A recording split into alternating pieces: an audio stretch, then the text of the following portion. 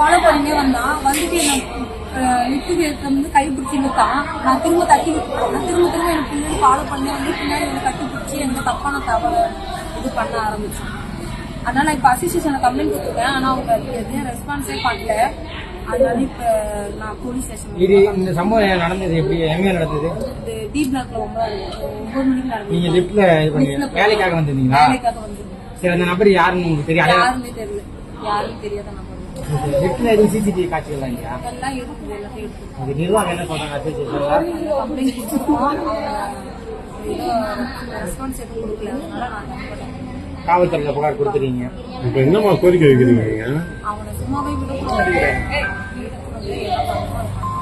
இதுக்கு முன்னாடி கூட ஒரு மாசத்துக்கு முன்னாடி இந்த மாதிரி சம்பவம் நடந்துச்சு. அதுக்கு எதுவும் ரெஸ்பான்ஸும் கிடையாது. அதனால இந்த மாதிரி போற வழியில லைட் தான் எதுவுமே இல்லை. எங்களுக்கு லேடிஸ்க்கு யாருக்கும் சேஃபே கிடையாது. சேஃப்டி கிடையாதுங்க. சேஃப்டி